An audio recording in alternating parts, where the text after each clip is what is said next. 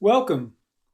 In this workshop, we are going to be discussing how to quantify professional competencies using a competency model.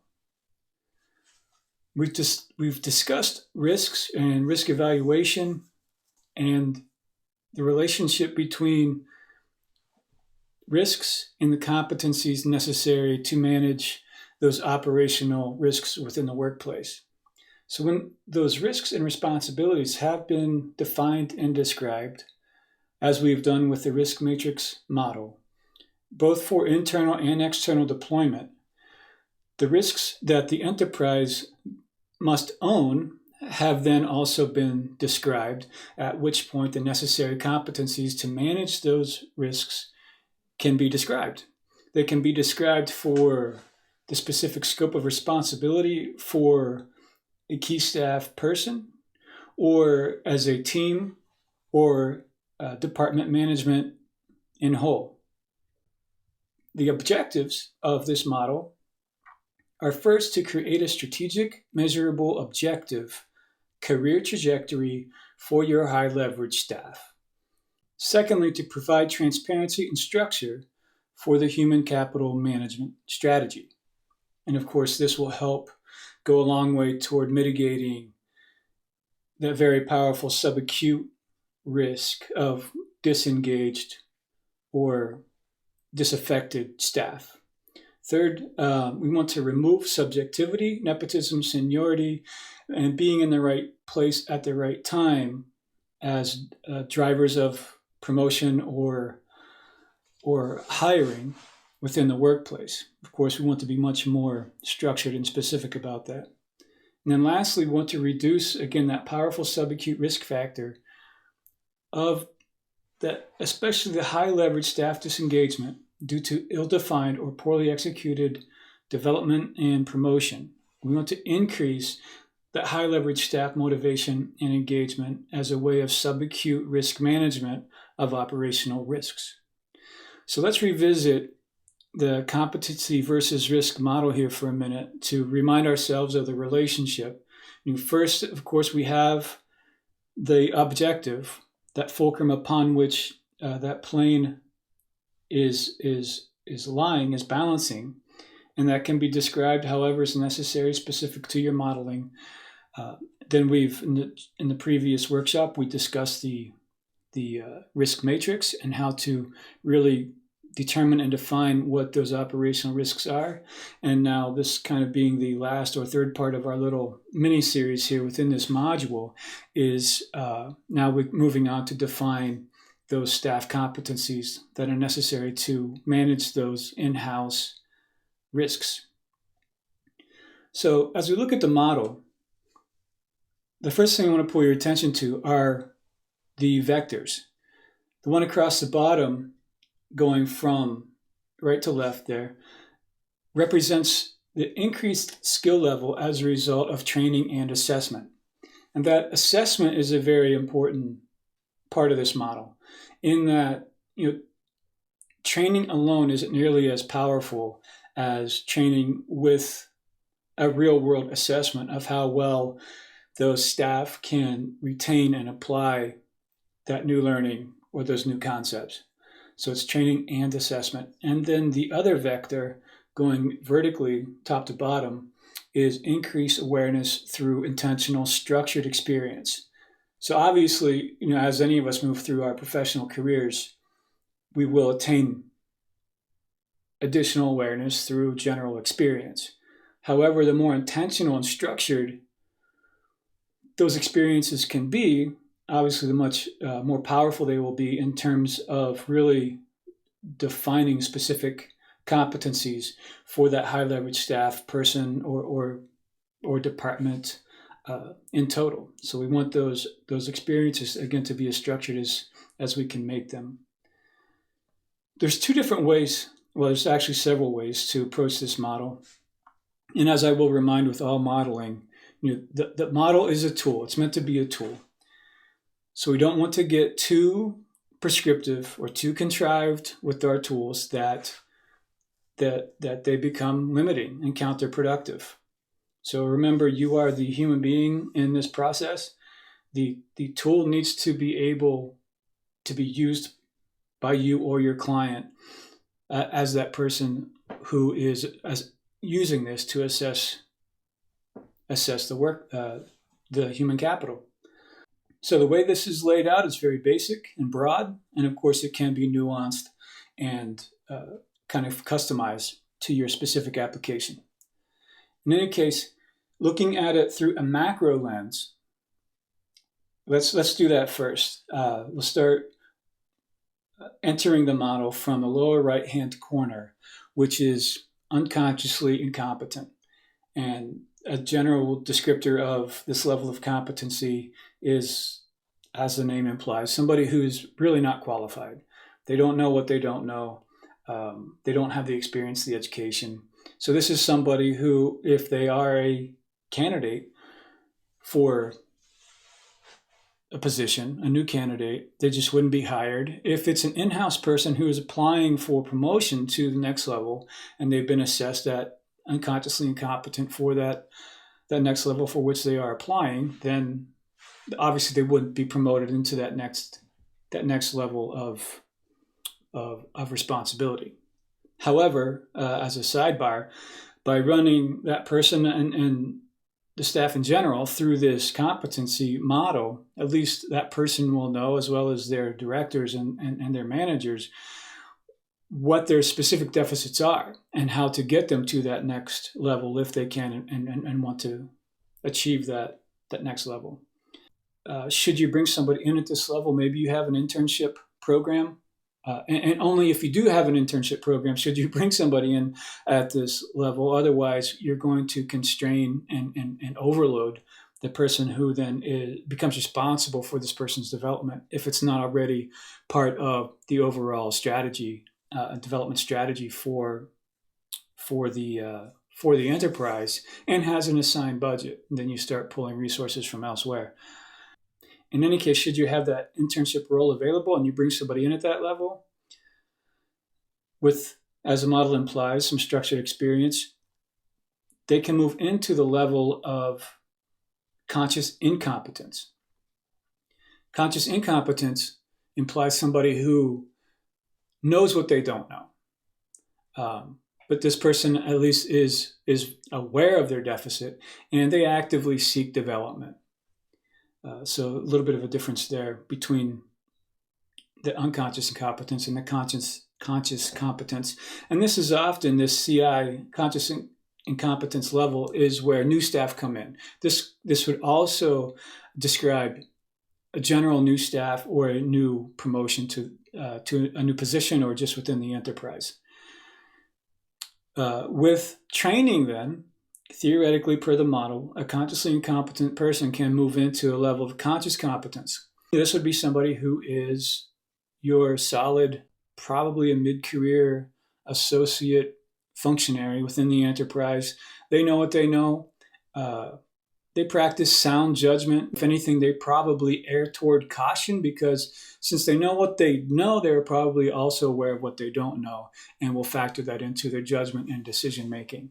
So if anything, they might be too safe.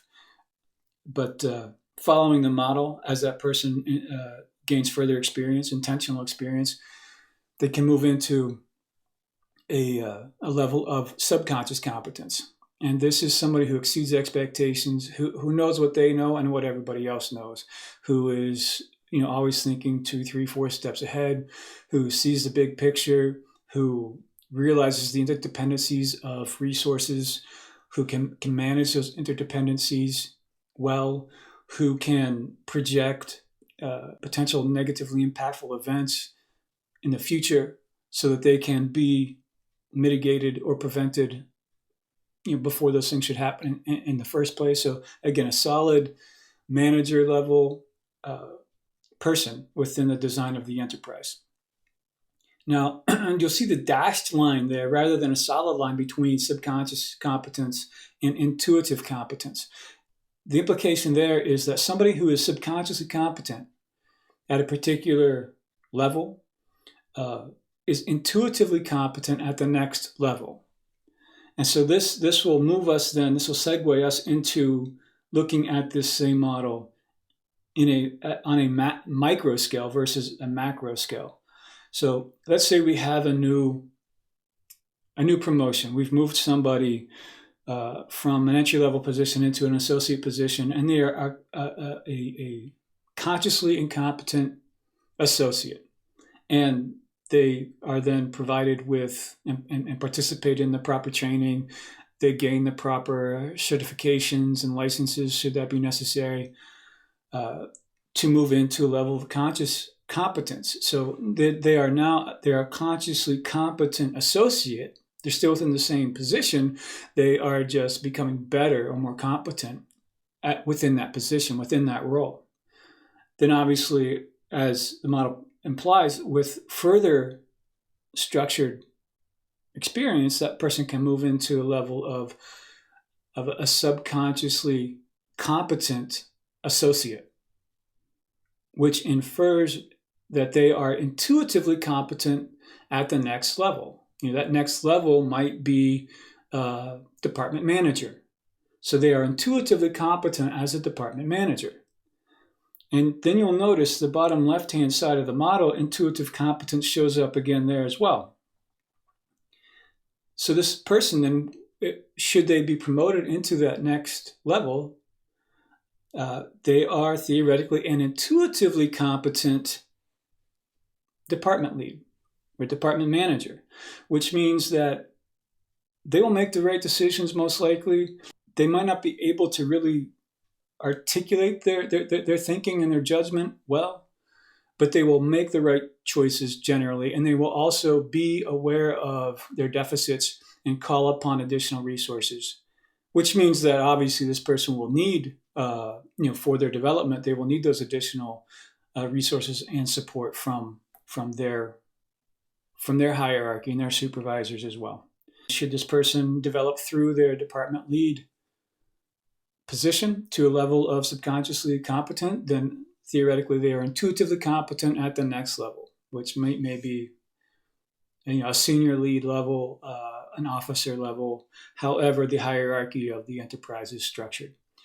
So there's the macro as well as the micro. But since we're focusing more on how the individual positions within the enterprise are designed to manage specific operational risk factors, we're going to look at this more at that micro level, looking at one staff and one staff's development within their position, rather than necessarily that macro level, looking at just the general positions within the enterprise. So kind of a further definition of these descriptors. An unconsciously incompetent person, as we said, may be an intern or just wouldn't be hired in the first place. There are two types of unconscious incompetent people, candidates. And this is the only level of which there are two kinds. Type 1 is again, that one we've described, new, they don't know what they don't know. If internal systems do not exist to train and develop this person, and they don't have a compelling potential or a compelling upside anyway, then they shouldn't be brought into the system.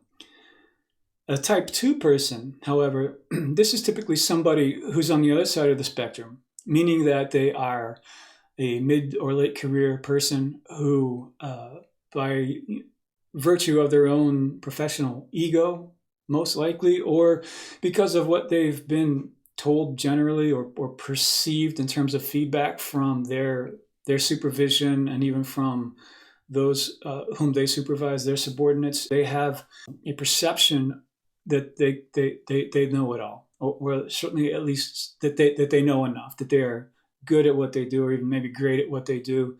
They've seen it all, been there, done that. The problem with this person is that they are resistant to further development, and they will have a blind spot with regard to their deficits in terms of how the enterprise has potentially moved on, and they have not kept up with it.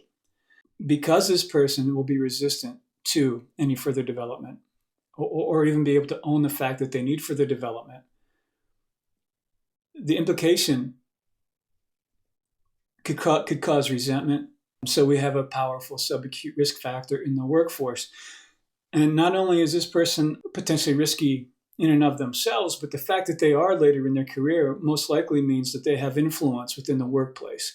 So it can create a toxic staff culture with the influence that they have. So it can potentially bring others down with them. If they cannot be reassigned to a position of lesser responsibility, or certainly where they can't affect development of others or the objectives of the enterprise in a negative way, then they simply need to be let go. This is a very dangerous person. This is the most dangerous level of competence or incompetence within the model. A consciously incompetent person, as has been said, is generally that new promotion or new hire, but this person, they're aware of their deficits that result from their inexperience, and they're actively seeking development. Obviously, somebody coming right into the enterprise or a new promotion isn't expected to know everything. They've just kind of gotten there.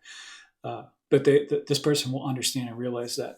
They're still a liability, as are generally all new hires or new promotions, and they will need that further development and structure and support to get to a point where they are of a greater degree of competency and can be a little bit more hands-off. So we want to keep in mind that once a person's been defined at this level, that those necessary resources that we defined in that competency versus risk model, those resources of time, of human resources, of their supervisory attention, and whatever financial and material resources are necessary, need to come into play with this person's development. With the proper time control plan and the proper supervision, this person can certainly become an asset to the organization. This is how people are developed. So that consciously competent person, again, is that person who is solid within their position. They own it, they understand it, they function within it well. They are generally an asset. They meet expectations of the position, and they will practice pretty sound judgment skills.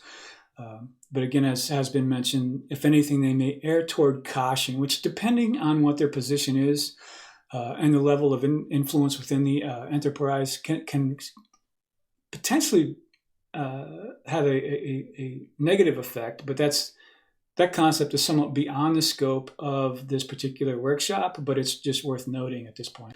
The subconsciously competent person, then, is, again, that high flyer, that person who is most likely been in their position for quite a while, or just had that natural aptitude for what they're doing, and they consistently perform above expectation. They're an obvious asset.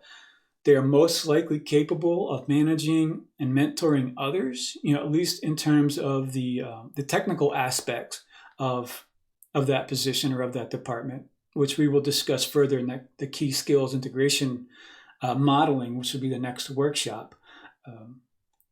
This person practices very sound judgment, and in fact can push the envelope somewhat with regard to judgment and new thinking, and do it in a responsible manner. And this is how enterprises grow. This is how these high leverage people help drive the enterprise if identified and developed correctly. This is obviously a developmental candidate for the next level in their career trajectory, as this level of subconscious incompetence infers that intuitive competence at the next level. So let's take a look at how we would apply this model then. First of all, we want to identify the kind of dimensions of performance that we're holding up against this model.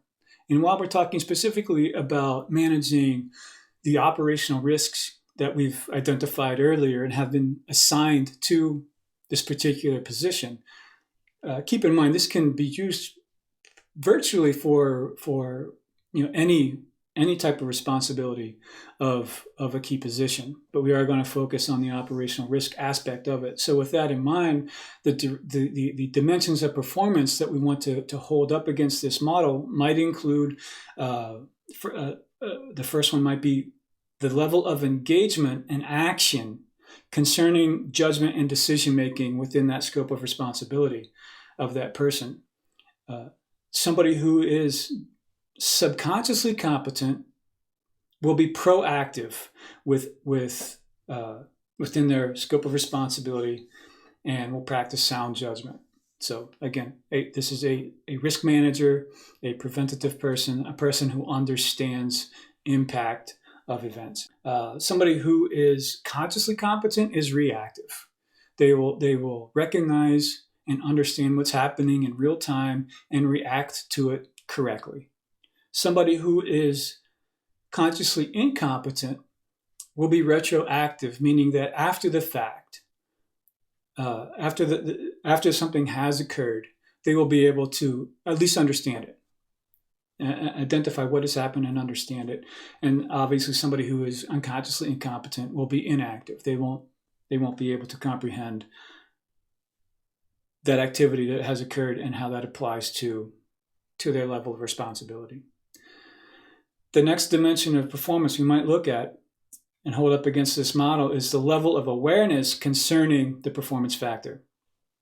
So somewhat overlapping a bit with the judgment piece, but somebody who's subconsciously competent would exhibit foresight awareness. Again, knowing, kind of seeing what's coming down the road based on present factors. A consciously competent person will have that real-time awareness, again, understanding what's going on as it's going on. The consciously incompetent person will have hindsight awareness. The unconsciously incompetent person will be unaware. Then we want to look at the level of functional knowledge, which this functional knowledge can really only be derived from that training and assessment piece that we alluded to earlier, in terms of that one primary vector of this model is that training and assessment piece. So by assessing that person with proper training, we will have a better understanding of their functional knowledge. So we can hold that dimension against this model as well. But that would be, functional knowledge specific to a performance factor. It could be in general for the position, but it's better if we break it down by performance factors and hold the knowledge against specific factors within skill sets, which again we will cover in the next workshop, the key skills integration model. But for each of those performance factors, the subconsciously competent person would generally assess as they know what they know. They know what other key players know, and they can challenge others safely within their scope of responsibility. The consciously competent person, they know what they know, and as mentioned earlier as well, they err toward caution. If anything, this is, again, a solid thinker with enough understanding of their responsibility to make sound judgment. The consciously incompetent person, they know what they don't know, again, so they will actively seek development. And on this, for this particular dimension of performance, I would offer that you want to break down the unconsciously incompetent level into those two different types. The type 1 person would assess that they don't know what they don't know. And they are potentially coachable with proper development if they have a compelling upside otherwise, and there is that internship or whatever you might call it within your enterprise.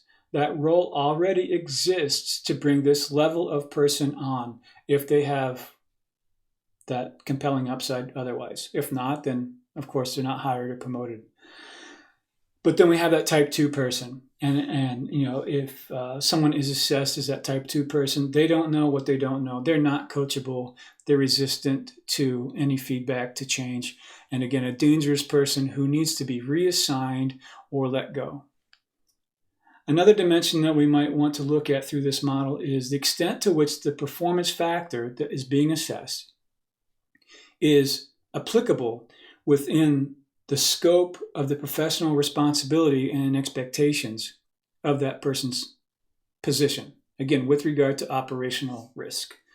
So a subconsciously competent person would assess that being a mentor, a big picture manager, a leader. This person represents and applies the performance factor in their general way of being within the scope of their role. So this is a high flyer. This is a good leadership raw material. Somebody who assesses at consciously competent within this particular dimension, actively uses the performance factor and role models for their subordinates, should they have any, or for peers and colleagues otherwise. Someone who is consciously incompetent is a practitioner. They can use the performance factor when prompted. But again, remember, they are not, this is that person who is retroactive and who only has that hindsight awareness. So they will have to be prompted to use a particular performance factor. But when done so, would generally do it correctly. And of course, the unconsciously incompetent person does not or cannot effectively use or understand the performance factor. So those are some suggestions for dimensions performance to hold against the model, and the general suggestion that each of those skill sets and dimensions can be broken down and should be broken down into specific performance factors to be as quantifiable and measurable as possible. For instance, someone assessing at consciously competent in any one of these dimensions, or any dimension that you might add to this to customize this model specific to you or your client's application. There are infinite amounts of dimension that you can look at through this model, depending on the type of enterprise. But whatever those may be, if you can put specific definition to the performance factor, which again we'll address in later workshops, then you can clearly assess somebody and define that somebody is in fact subconsciously competent because they either meet that descriptor within that performance factor or they don't. So in any case, should that be the case, if they're subconsciously competent for a specific performance factor, they would get a rating of 3. Someone who is consciously competent would get maybe a rating of 2. A consciously incompetent person would get a rating of 1, and then a unconsciously incompetent person would get a 0. So with simple mathematics, you can determine someone's specific competency of an individual performance factor or a dimension generally. But what does that mean? Here's where I don't want to get too contrived or too prescriptive. So say, for instance, somebody, if you have 10 performance factors, obviously, and someone assessing at subconsciously competent in all of those is going to have a score of 30. So that's awesome. If they have all of that, then again, this is your high flyer, and it's easy to see what to do with that person. But say they have 24. What does that mean? Especially, and here's the nuance to this, here's the human side of this.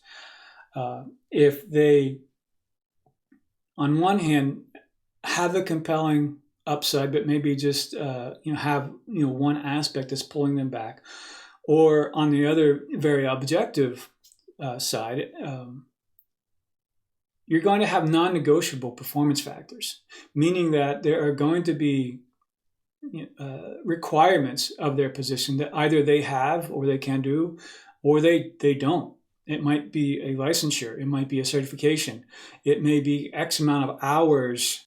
The human factor will always infiltrate, even if we are trying to create a tool like this that is very specific, very objective, very kind of tangible. What we're trying to do here is eliminate the human factor because we know that is going to infiltrate. So it's these nuances with what you do with the outcomes of this modeling, where those HR people, those developmental people, can apply their own competencies to make the right decisions about what to do with these potential new hires or promotions, or just as a general review of a key staff person, what to do for their development. You'd be able to very clearly identify what their deficits are relative to what they need to be to move into that next position. So it's, again, very easy to put quantifiable data and create specific data points to, as bad as it may sound, we want to reduce people to numbers, or at least reduce their performance and their competencies to numbers as much as we can, and to very specific, measurable, quantifiable, defined concepts. And then, again, being careful, but allowing the human element to come into the picture. So the outcomes of this model, the competency model, is a multi-level approach to key staff vetting, development, promotion, hiring, firing, etc.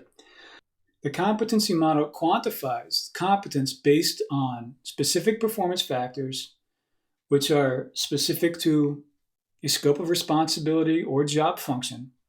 So it removes the subjectivity or bias from the staff development process. And again, we're talking specifically about managing operational risks, but this can be applied to other areas of their responsibilities as well. Secondly, this modeling creates measurable accountability upon which to develop performance improvement plans. So as just alluded to, even if somebody has not assessed that being eligible for the position that they're trying to achieve, at least we've described what the deficits are and basically have determined what their development plan is based on the outcomes of this modeling. And lastly, this provides a roadmap for objective career placement and promotion based on those quantifiable data points rather than seniority, nepotism, or just being in the right place at the right time.